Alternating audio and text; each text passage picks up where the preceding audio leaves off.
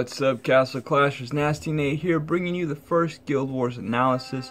So we're going to take a look at a Guild Wars I did a couple of weeks ago and just kind of analyze it really quick. So in this first one, as you can see, it's going to be pretty easy because there's no heroes. So I was tipped off by our great guild leader on this one, and basically just came in and ran through it. So there's not a lot to talk about on this one, on our first one here, ironically. I'm gonna call this Guild Wars, I don't know, what to do on your 30-minute break, because I did this one pretty late. So these strategies are kind of like just trying to get the job done pretty quickly without taking any losses. So great strategy to use is to attack a base that has no heroes. Really easy points. This one is a little different here, so I think I'm going to come in from the side here, and I'm basically going to try to see if my heroes can run over these heroes, which I'm pretty sure they can, because the only evolved hero that they have is the Druid. Everything else is pretty weak, so I send my Dread Drake in first. He can start getting some hits off on there, since they don't have any troops in there. And here comes Skull Knight, and you can pretty much see this is going to be super easy. And not too bad on the amount of points that I'm going to get here, because I don't know, this guy was pretty high up there for having such terrible heroes, at least for what I'm used to facing, the might level. Boom, 352 points, another easy win. All these are going to be pretty easy. Let's see, what do I do on this one? Okay, oh, this one, this is a good one. Alright, so I think I'm going to come out with Dread Drake here. On bases where they have all their stuff on the outside like that. Usually we'll come in with Dread Drake on the side that I think is going to be able to dish out the most damage with.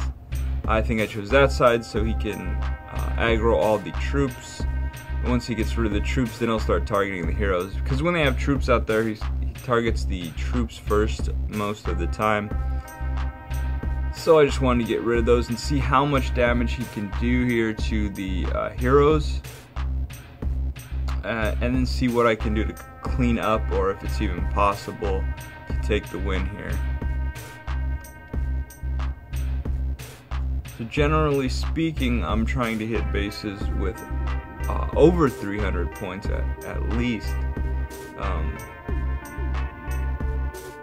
And there were quite a few here who I was able to hit over 300 points that really just weren't that difficult. So I got kind of lucky, because I was working on time constraints here, and you'll see me chime in a couple of times, just with a couple of comments here while I'm in the office doing these attacks. Alright, so there's Dread Drake still chipping away.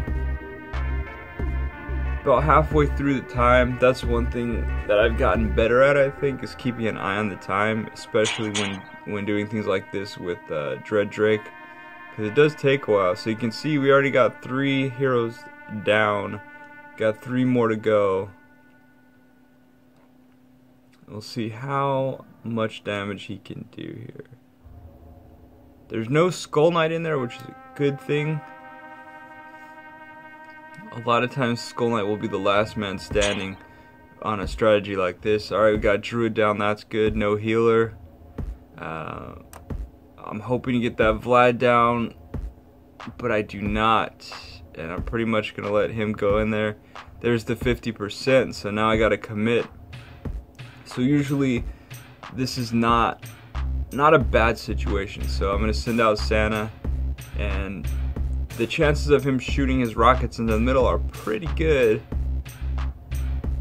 Usually I'll throw out a Cupid here so he can get some extra procs off. Yes, Cupid. There he is. But watch this. That is not what I wanted to happen at all.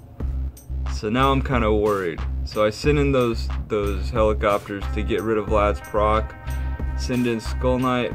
Everybody on that side, Triantar on the other side, hoping he gets his proc off, which he does.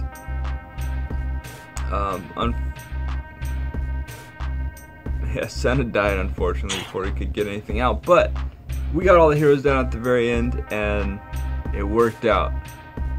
Barely. So it was a close one.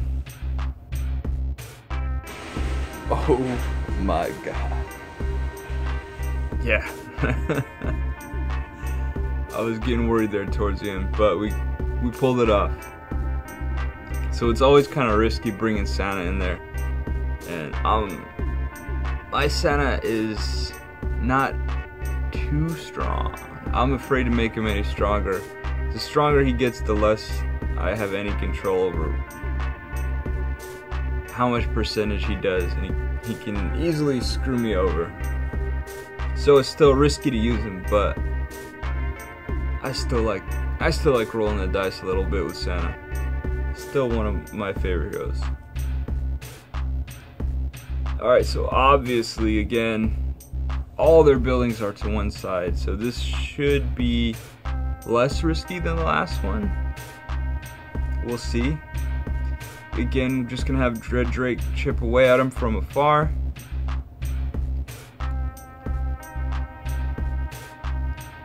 Don't know what's up with all these guys just leaving their buildings out here. Usually it's not that easy. So again, I got pretty lucky.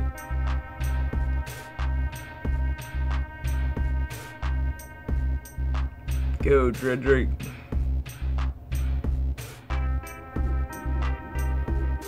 So what I'm doing right now is mainly watching the hero's health.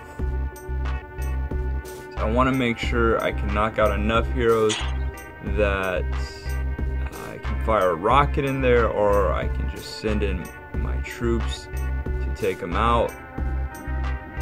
So you kind of got to judge how much is Dread Drake going to be able to soften everybody up in the center, just in case I need to go in there and do some more damage.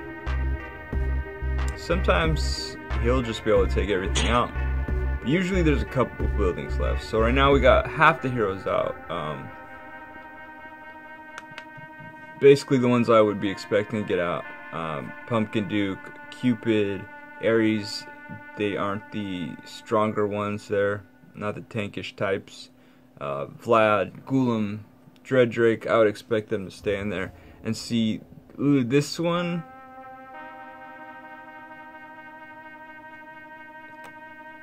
Perfect. Perfect. Pretty close. They're so close. They're so close. Oh my goodness. They are close. But you can see on that one, Dread Drake pretty much did everything on his own. Destroyed all the buildings before he even got into the center. He got close, they started coming after him, but his last volley took everything out.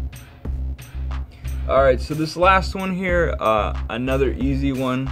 I don't know why they were so easy this time. I'm still kind of amazed looking back at that. But this one, I'm looking at the heroes. I don't see any evolved heroes. My heroes are pretty much all evolved. His heroes aren't that high level, so I'm thinking I could just come in through the bottom and take him head on. Pretty much what's going to go on here. I put Pumpkin Duke up there just so he could stack away. Sent in these guys towards the bottom, and boom, boom, boom, boom, boom, boom. That's a wrap, as I like to say. Say it. It's a wrap. It's a wrap. Yeah, another easy win. Easy Guild Wars. Take a look at the rankings. 1694 we come out with. 5 wins, no losses. Not a bad Guild Wars. Probably could have got a little higher score if I had more time, but again, hey, when you're on your lunch break and the day's about to end, you know, you gotta get your Guild Wars in. So use your strategies that you gotta use. If you have to do it real quick, you know, do it real quick. Alright guys, thanks for watching. Hopefully you guys like the new format. Next time probably be a little more challenging with Guild Wars, where I don't have a time restraint. Didn't really know I was going to use this one for the first Guild Wars analysis video, but yeah, it's a nice little watch. Alright, well, thanks for tuning in guys. Nastizzle Gaming, Nasty Nate out, and I'll see you guys next time.